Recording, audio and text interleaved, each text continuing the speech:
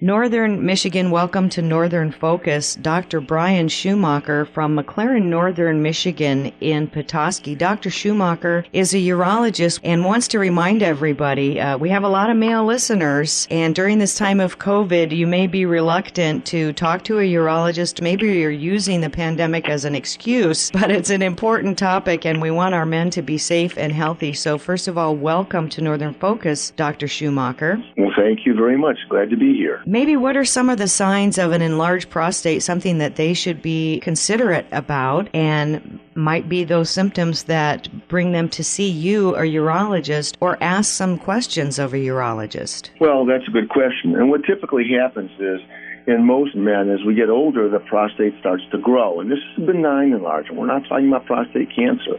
This is normal benign enlargement.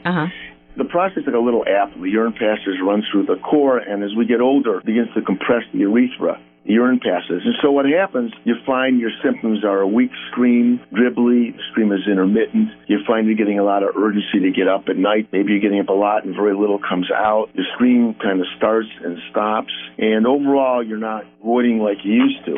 It's a very slow process. And men always say, well, I think my stream is great. And you have to ask yourself this. If you can write your name in the snow and rock flies off the fence when you go, your stream is good.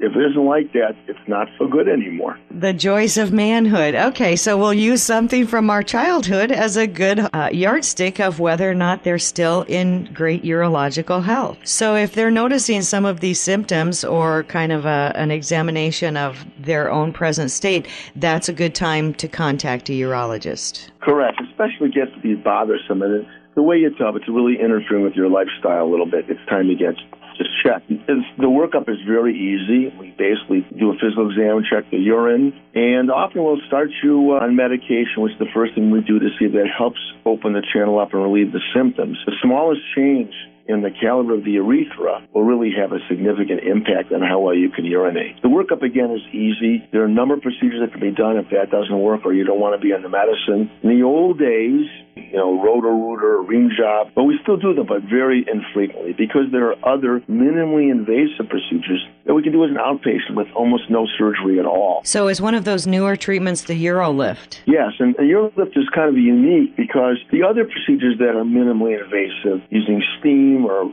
high-pressure water, still are doing the same thing. They're still destroying prostate tissue. Urolift doesn't do that. Urolift, there's no cutting. Basically, you're stitching or stapling the prostate open. You've not cut anything. There's no real surgery. We have typically done it under a little anesthesia, but the procedure takes about 15, 20 minutes. You go home the same day with no catheter. You have some urgency and frequency for a week or two, and then it drops off, and then the stream continues to improve. And patient satisfaction is actually surprisingly high. And that's terrific news because, as you said, it's not perpetrating any other damage or becoming a precursor to bigger problems down the road. It sounds like a great option. You've described the procedure and kind of the recovery, but as a gal, I can tell you, nursing a husband or two, sometimes they're very reluctant to seek treatment and they're worried about what it's going to be like afterwards. Pretty minimal. Is there a lot of follow-up? No, not much. And what you say about that is true. We know if there wasn't for the wives and the companions that most men wouldn't come in to see the physician. And most men are alive because they have someone who's concerned enough about them to send them in to be seen. Then that's about it. And then they start to get better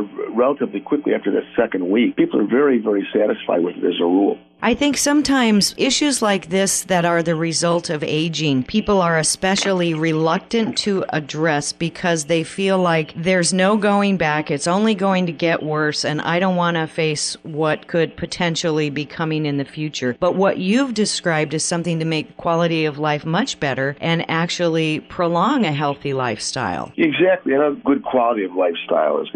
The worst thing that can happen is nothing. The worst thing that can happen is you know better than when you started. The vast majority will easily be in that group that will benefit from this. With the old procedures, sometimes you have to have a catheter in for days at a time and avoid heavy lifting or straining for 4 to 6 weeks afterwards. Not with this. You have no restrictions. After the first weekend, you want to go skydiving, you can, from my perspective. Right. You know what I'm saying? That's the good part. There's no downside. So if anyone in our Q Nation, guys out there or ladies who have a guy that's frustrated by symptoms right now, how can they get in touch with McLaren Northern Michigan? We want to make sure they can access you, Dr. Shumaker, or any other services from McLaren Northern Michigan in Petoskey. Call McLaren Northern Michigan Hospital, Petoskey, and ask for the urology department. And we're in the Burns building, and at that point, you'll be talking to our staff, and we will get you in quickly. I don't make people wait very long. That's one of my cardinal rules. Preliminary step is just an exam and a discussion with you about their current symptoms. Very simple. Very simple and not scary at all.